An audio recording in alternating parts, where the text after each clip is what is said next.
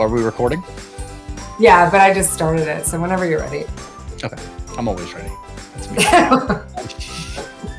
And so it begins, Joe. Are you ready for this? Oh yeah, you know it. So I love seeing my buddy Joe over here. So I always get happy when I see him.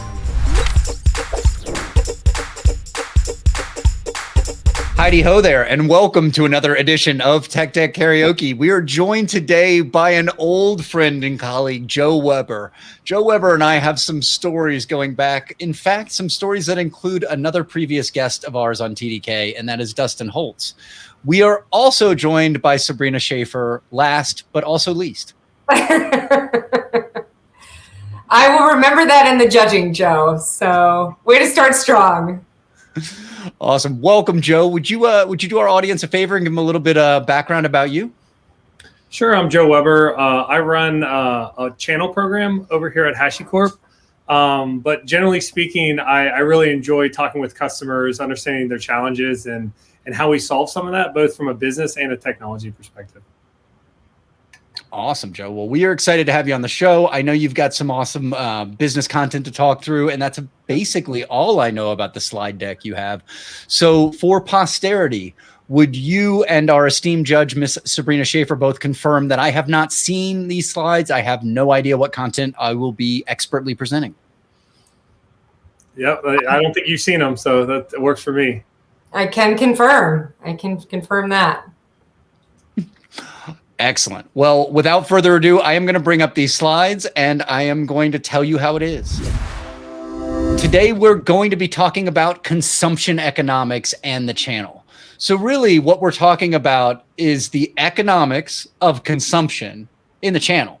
And you can gather that by the words that are repeated and rephrased in a exactly same way, but different order. When we're talking about consumption economics in the channel, we're looking at two sides of the Joe Weber coin.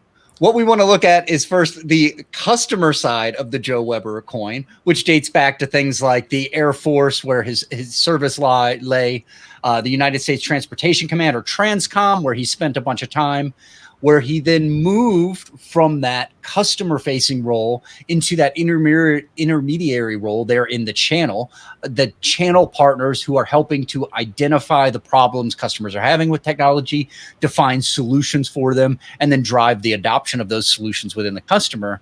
And now he's on the flip side of the technology coin, in the environment where they are actually producing the technology that goes out and solves the problems for these customers that these channel partners are taking to market. And so now he's with Hashicorp, completing the circle of IT, kumbaya.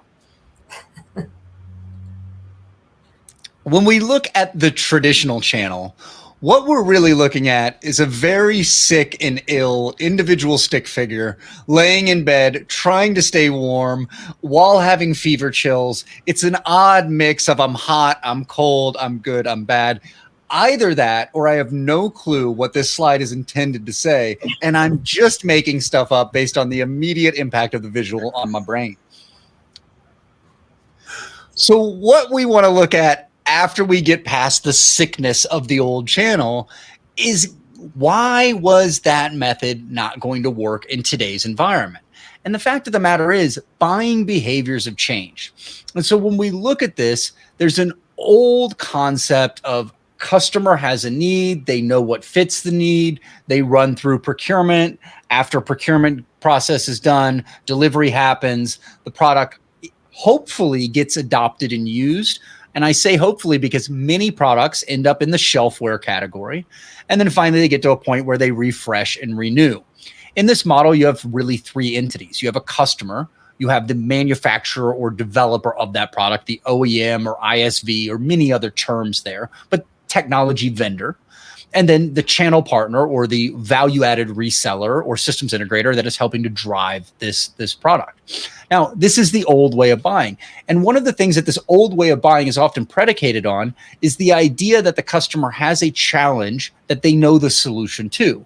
So I have a network that needs to be refreshed. I have a storage system that needs to be upgraded, or I have a new server need for an application build. In today's world, a lot of times the problem the customer is facing doesn't have a solution that's instantly apparent to them because the business and technology are changing so rapidly, it could be something that hasn't occurred. So maybe this old way or this old buying behavior isn't applicable to where we're going, but I won't know that until we move on to the next slide. So how do we derive value in this old way? Well, the places value got brought in at this old way is between that procurement and delivery environment, where the OEM or ISV is making money on the purchase of that hardware or software solution. The delivery of that product is often where the channel would make most of their money, because at that point they are both delivering the physical product to the client, but also often wrapping around value-added services, or hopefully wrapping around value-added services. And then finally, at the adoption and usage point is the first point where the customer actually sees any value, because on all the other points up front, they're just spending money on the hopes of a properly adopted product that provides value. So let's see how that plays out in today's world. And I magically got that segue right. Loving the fact that the slides aligned. Sometimes dumb luck is all you need. And that is the story of Joe's life. That's very true. So what is the new way to buy IT? So the new way to buy IT is often subscription based. In this case, we are changing a lot of the model. First of all, we have a customer that has more direct access to the procurement or the purchase process, right? So in this case, we see a lot of customer sign up. Now you see this at play in a lot of the world of modern IT, in automation, in software, and in software as a service. I know one of my good friends is in charge of marketing at MongoDB, and he talks a lot about this new buying behavior where developers are making the decision and the purchase of the products that are actually driving the enterprise infrastructure directly. So you can see that idea of that customer subscribing or signing up on their own, a SaaS or software as a service delivery model for those of you living under a rock, and then some sort of onboarding procedure, which gets that customer up and running with the product.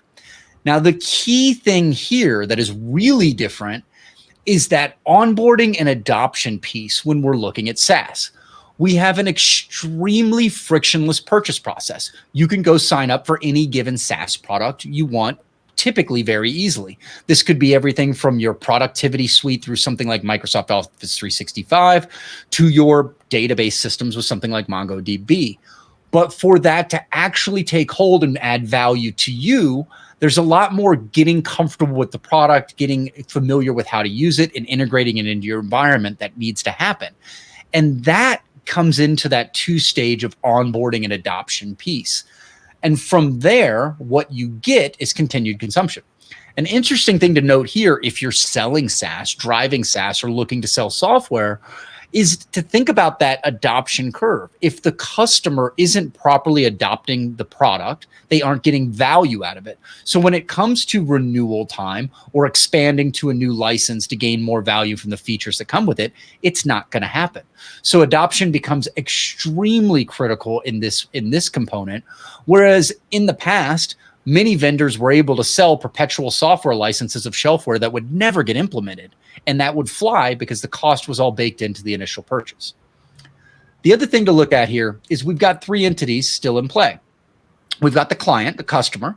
We've got the OEM or ISV, the technology vendor or provider.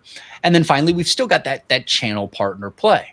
But one of the things I think you can see, and I'm sure Joe's going to make an intelligent point of that I will try and babble through, is that role of the channel partner here changes quite a bit into helping much more on that onboarding and adoption side versus in that traditional focus where it's a very pre-sales engagement. And when I mean pre-sales, we're talking about pre-sales engineering and the like, where most of your time was spent in showing the customer the right product and helping them to understand how that would fit into your environment.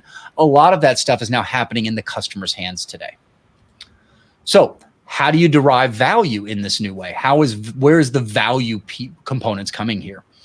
So first of all, we have perceived value throughout the subscribe and onboard and adoption usage cycle. And that perceived value is an interesting term because when we put perceived in front of value, we might be implying that the value is not actually there, But I'm going to let Joe expand on that because I'm at this point 100% clueless, but I'm hoping you haven't noticed that yet.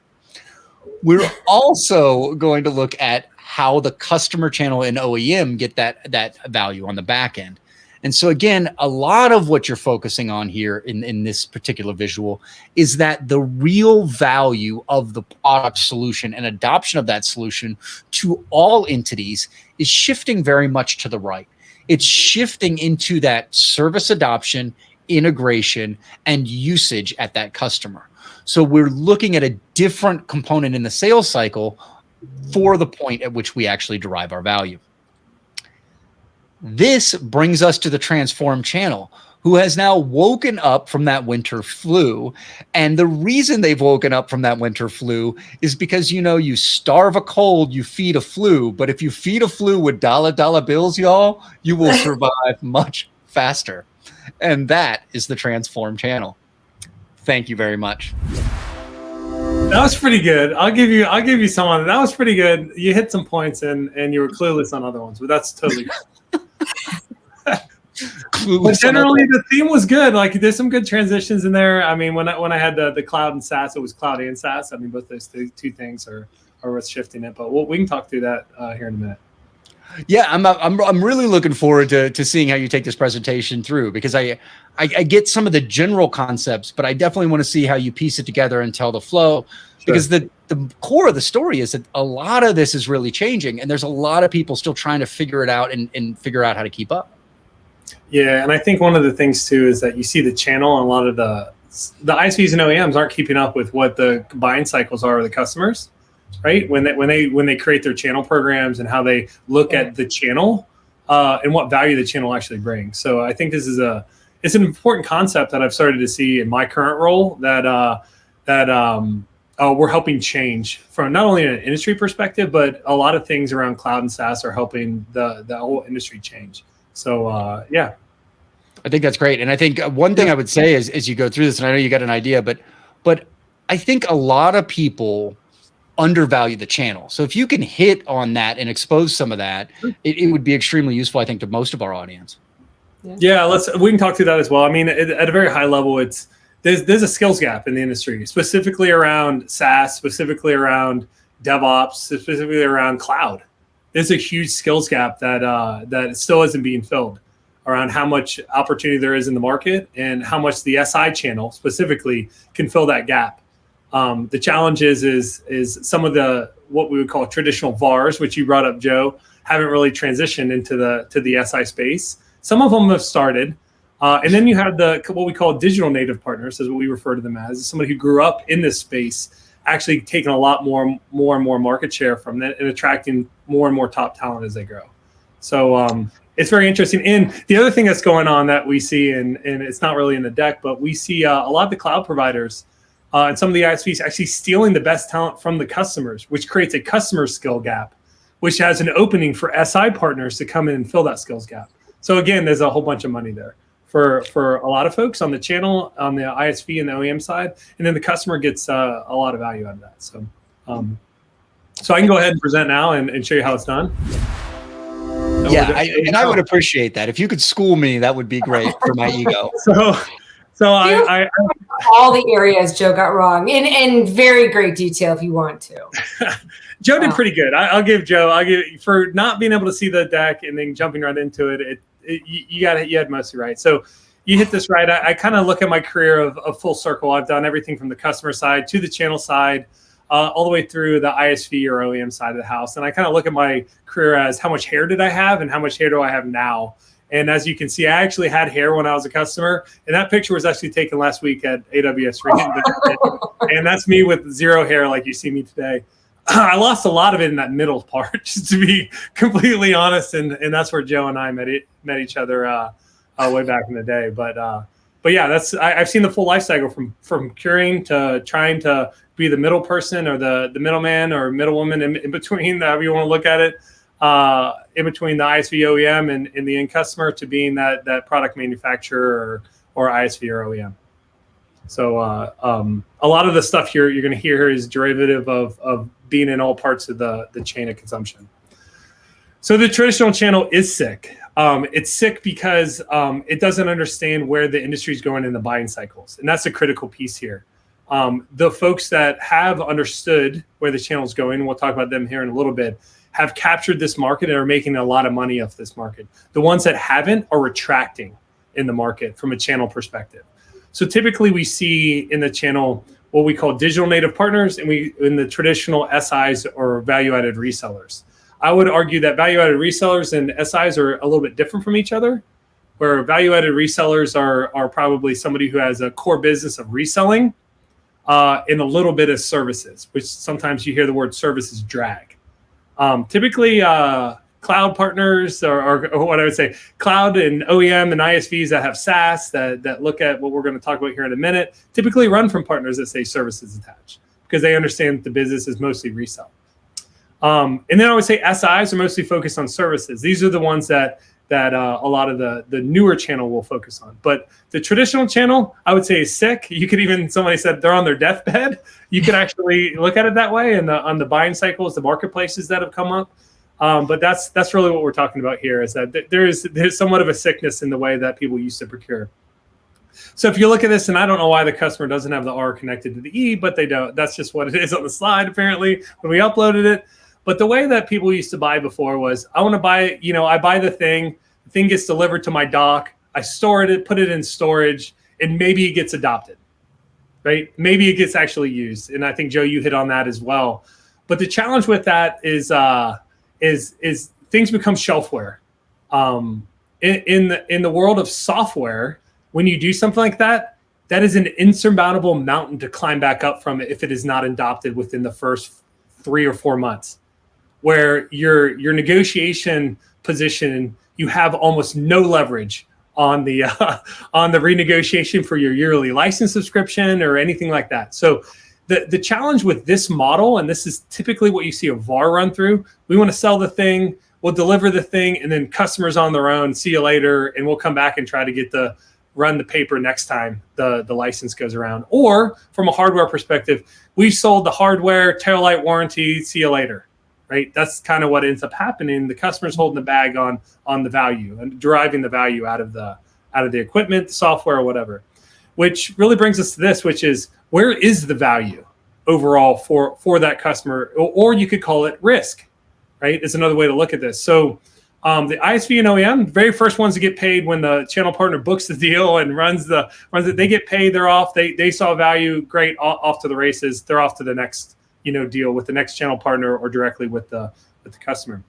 The channel gets paid when the thing shows up on the dock and the customers receive delivery. So they get paid, and then they're off to the next thing. And then you have the customer sitting there holding the bag or holding the risk of the purchase, and maybe not driving value, not seeing that. And I've seen make or break people's careers based off of adoption of large procurements that don't end up happening, right? So in this model, all the risk is put on the customer. It's not put on the OEM and the ISV. It's not put on the channel. It's actually on the customer. And I would argue that's the wrong way to look at properly positioning and being a good partner to the end customer, regardless if you're the ISV or the channel. So what's happened? What sand has shifted underneath the channel's feet over the last probably 7 or 8 years? Two things are really driving this: cloud, in the monthly recurring revenue that's related with cloud versus contracts or subscriptions or procurement, quote, buy, sell, come back 3 years later, and SaaS. Those two things are typically a shared service, a centralized shared service that a customer signs up to, and the adoption is key. You're not selling, 5 instances of something like ServiceNow into a customer. You sell one, right? Similar with the products that we sell. We sell one per product per customer, typically, is what you see in the vast majority of customers. So with that, what's paramount with when you get into that model is adoption. So really the new buying way is customers can go, there's a lot of product-led growth, especially in SaaS. I think one of the big ones you see is Atlassian has a ton of product-led growth without a whole lot of sales teams going out and trying to land deals. They show up, right, on the doorstep. That's an extreme case of SaaS with product-led growth. And then you have other product-led growth like AWS or Microsoft Azure or Google Cloud Platform from a cloud perspective, where people can actually go and sign up without using the channel and actually procure that way. The key there after that, though, whether it's the ISV OEM or the channel partner, is getting them signed up, using it, set up correctly.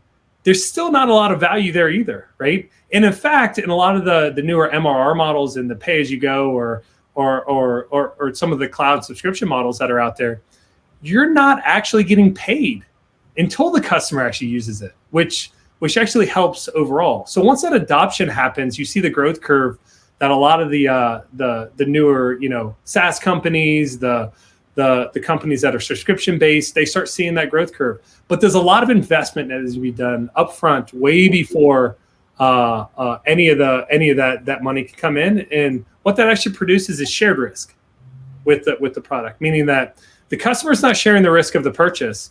Everybody is, and it's a collective goal and aligned goal to the outcome of adoption and deriving value out of the products that you positioned. So that's really the way that we're seeing a lot of the newer ISVs, OEMs, and a lot of the purchasing. And at the end of the day, I think this is best for the customer when we all share in the risk and of the purchase and the adoption of that product. And at the end of the day, you can't just have good relationships within customers. The product has to be useful to the customers and not shelfware for this. So for me, I love the way that the market's going. I love the way that the customers are purchasing. And the channel itself has to change in order to actually become well again, right? And transform themselves into what's really driving behaviors in purchasing, which is adoption of products. That's basically that's the deck. I think, Joe, you did it pretty well. That's the way I describe it, and just overall how I see the market. You know who wholeheartedly disagrees with this new adoption and value model? It's that sick old channel. They liked it a lot better when they got to drop that shit on the dock. Yeah, 100%. And it was easy for them, right? Because your number one job was making sure quoting was fast and simple, making sure delivery was there, maybe even having a secure supply chain for the customer. But other than that, that's all you had to do. Yep. But when you get into delivering on value, that's more risky. And also, but at the same time, it's more lucrative for all parties to make that happen. So that's really what I've seen over the last, probably 6 or 7 years of working in cloud and automation, DevOps, and working in the kind of the space of PayGo and MRR and those types of buying models. Yeah, and I agree with you completely that it is the right model for the customer. I remember one of the saddest tech deals I ever worked on was years ago at another VAR, not the one we worked together at. But we sold in the early days of Blades, when IBM was kind of the leader there, we sold a large amount of Blades to a large government agency based there in Maryland. And all of those Blade chassis shipped, they were paid for, they hit the loading dock, and then we went in to do the service deployment. Well, no one at the customer or on our side had really assessed power, cooling, floor space, and weight requirements for these new extremely high density compute environments. So it turned out that their data center space could only support one Blade chassis per rack. And we'd sold maybe 100 Blade chassis. They had 30 available rack. The whole thing was supposed to be consolidation and density. 30% of their Blade chassis ever got implemented before the next refresh cycle. And they were stuck holding the bag because all the risk was theirs. They made the purchase. Everyone else had, quote, done their job. And that model just doesn't work for anybody. It's yes, you can make some easy money, but you're not going to get the second deal out of that either. Yeah. And I would say, like, if you think about the plethora of products that there are now than they were, back in the day when I had a full head of hair, like there's so much more to choose from. Like the space is so crowded, whether it's security, DevOps, or whatever. So the challenge was picking the right product that can be adopted. Right. And then finding the right partner to help you adopt, because there is this skills gap in the industry that we see over and over around DevOps, around cloud, around application modernization. And we do see a lot of and we're probably guilty of it here where I work now, is actually attracting some of the best talent at the customers over to our side, right? Which leaves a a pretty significant skills gap at the customers that we have to overcome. And the way to overcome that is with the SIs, the digital native partners, and those people that actually delivering the value of those products and helping those customers be successful in their journey. Agreed. And I think one of the key points that I would take away here is that before you go to purchase in any given purchasing model, understand what your plan is for adoption and look at your options there. I know a lot of clients that balk at adoption services costs and adoption program costs. But at the end of the day, what I try and remind customers is, my customers or clients, is remember, you are the world's foremost expert on your environment. But that adoption services company or that services company is an expert on that product and all the different variables of how it gets implemented, which you couldn't have that knowledge because your focus is your one environment. So there is a pro and con and a value to those people that are going to help adopt, whether they be the vendor or the SI or the VAR or whoever it is in that space. I always think it's interesting, like a lot of the products that are out there, like you could go and, onboard like ServiceNow, you go onboard, Hashicorp, Terraform Cloud or whatever, right? You go and onboard that. You could actually, create access into it. You can create a connection to the VCS system and everything else. It's still zero value until you integrate it inside of your CI/CD and your workflow and actually derive value from it. So what we see is implementation of the products, whether that's like I said, ServiceNow, what we do over here at Hashi or whatever. It actually means nothing. We haven't even gotten to that value until you start connecting it into their common practices and workflows and make it part of what they do on a daily basis. That's value, and that's where you see like companies like ServiceNow, companies like Confluent, companies like Hashi are really starting to pick up some traction because we're helping the customers with their actual business workflows and solving technical challenges along the way. Yeah. And it's funny. I'm thinking of an example of terrible adoption. I worked at a Fortune 100 tech company for about 5 years. And in that 5 years, we went through probably 5 content management systems from wikis on through, vendor X and vendor Y, right? And we kept rotating through and they kept failing. And they kept failing because nobody drove adoption. Nobody drove standardization. Nobody drove integration into workflows. And so everyone just kept doing the things the way they were already doing. And the cost kept getting spent. And I always say, somebody said, can you give me an analogy on kind of the old buying model or the reason why the adoption is so important? I use it like you go to Home Depot, you want to build a garage, right? You go to Home Depot, you order some wood, it shows up, wood, nails, everything. It shows up on your driveway and it's sitting there. That's the old buying model, right?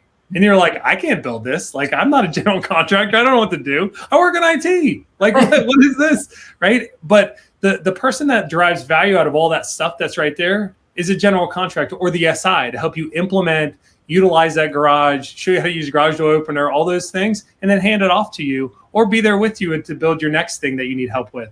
And that's really the key behind what we're doing here is that no longer do we just throw stuff in somebody's driveway and taillight warranty and you're off to the races. It's really about helping them take advantage of what they purchased to drive value out of that to really help them. So to me, I think the industry is doing the right thing. I think it's actually a correction in the way that people buy IT. And it's also a needed thing, especially in the current macroeconomic climate. This is really where customers want to see that value. And it's incumbent of the channel to provide that value. I mean, the ISVs and OEMs, we make the products, right? We're not systems integrators for a reason. We're manufacturers. We're software vendors, right? We're cloud providers. That's who we are. The SI channel has a huge play here to help the customers get the most value out of their purchases. Excellent. Sabrina, what are your thoughts here? And this is one of my favorite discussions. I got into IT with a behavioral background, and sort of when that word trusted advisor was still a new buzzword, and everyone was trying to figure out enablement that taught soft skills and could, I don't know, put you in a more business relevant conversation and direction. So I could listen to this all day. I couldn't be in more agreement with what you're saying. And I think it's adding back a lot more of the value itself, into the value added reseller or SI or whatever.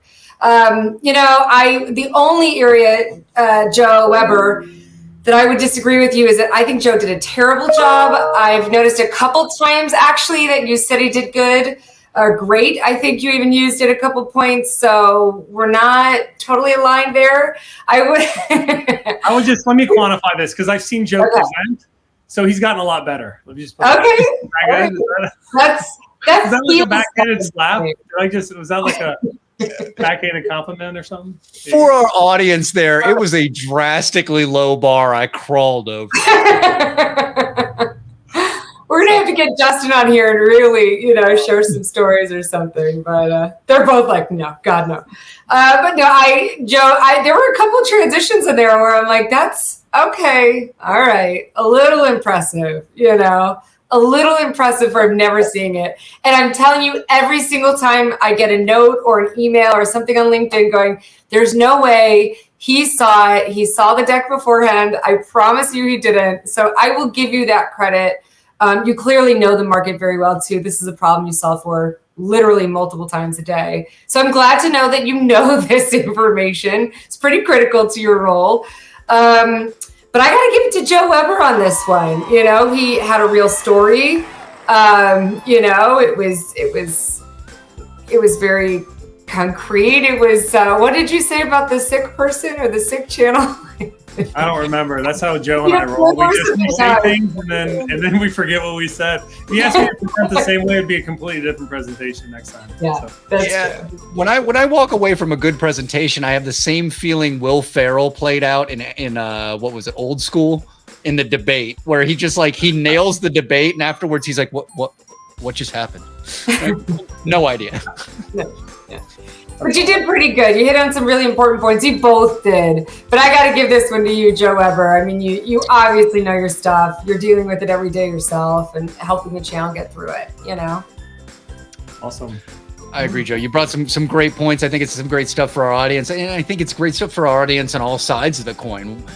For those customers that haven't started heavily adopting SaaS or cloud for their business, which I think is going to be few and far between, but haven't started really thinking about the way the model's changing. It's putting a lot of the power and value back in your hands while decreasing the level of your risk.